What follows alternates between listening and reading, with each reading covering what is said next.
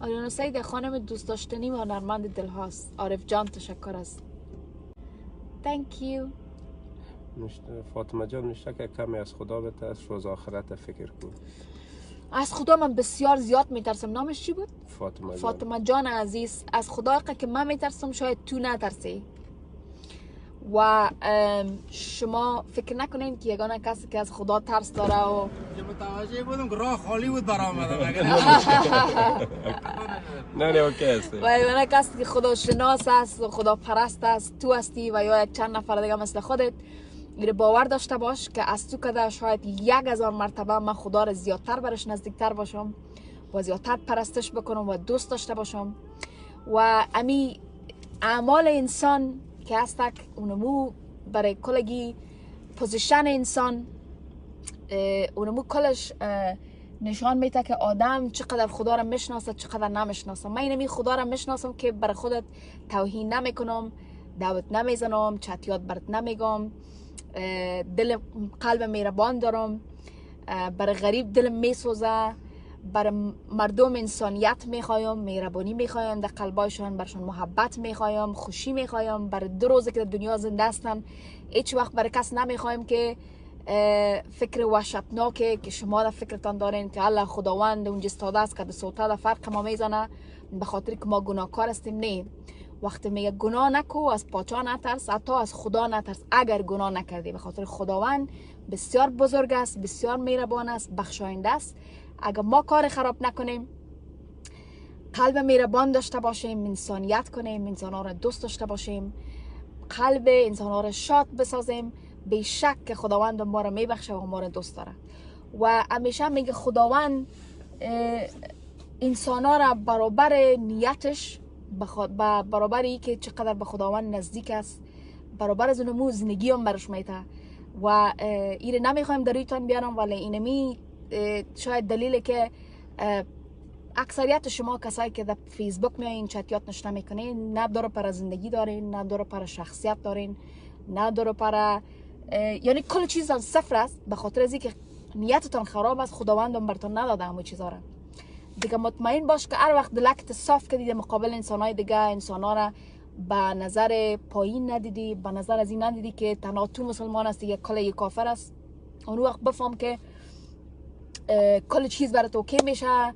از این حالت که چی میگن منفی باف هستی و مردم کریتیسایز چی میگن ایراد میگیرن، ایراد گرفتن سر مردم، خودش یک مریضی است که خداوند خودت شما را داده. این باور کنید به خاطر که شما خودتان انسانای پیغمبر هستین. پیغمبر شما را آورده که نمایندگی از خداوند و از پیغمبر از اسلام بکنین. نه، شما خودتان اول سر در گریبان خود کنین، چتلی مرداری قلبتان ببینین، نیت‌هایتان اول صاف کنین، شاور بگیرین، بعد از بیاین چند نفر دیگر شما هنوزم حق ندارن. هنوزم حق ندارین. هنوزم فکر کنم پرفکت ترین انسان روی دنیا باشی، تو حق نداری که یک نفر دیگر جج بکنین. جج کردن خودش خلاف اسلام است، خلاف انسانیت است.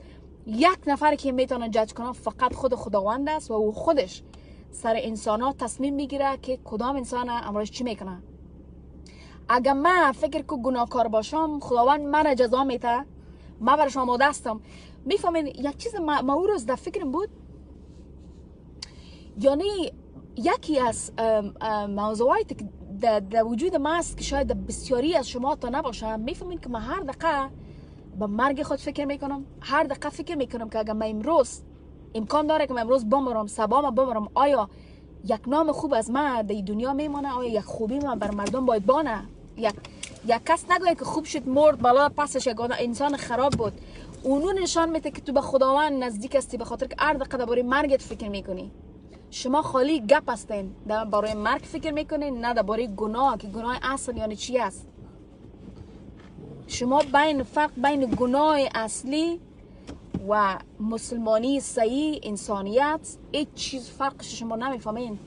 صرف انسانیت، انسان بودن، مسلمان بودن در این نیست که من فرقم یک چادر بکنم از زیر چادر اف خرگنده بوی بتم، شاور نگیرم.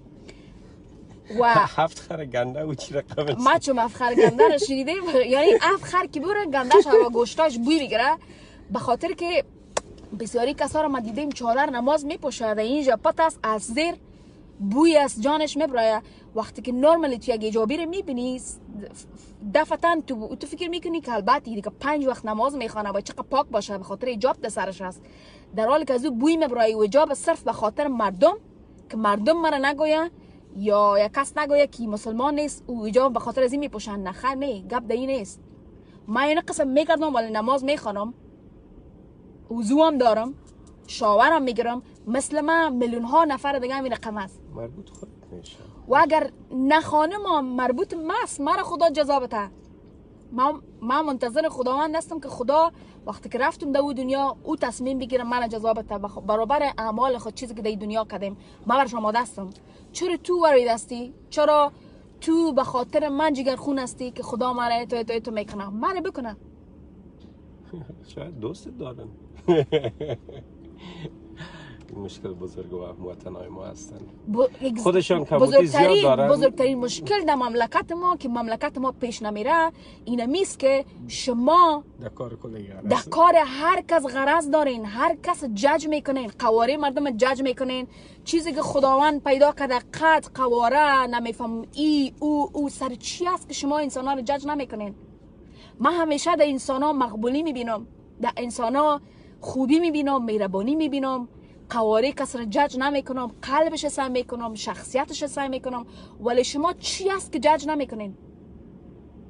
فکر کنین که این ما بدرنگ، یک انسان دیگه در پولی من بدرنگی ما، بدقوارگی ما، قد ما، کل چیز ما زندگی شما را افکت میکنه؟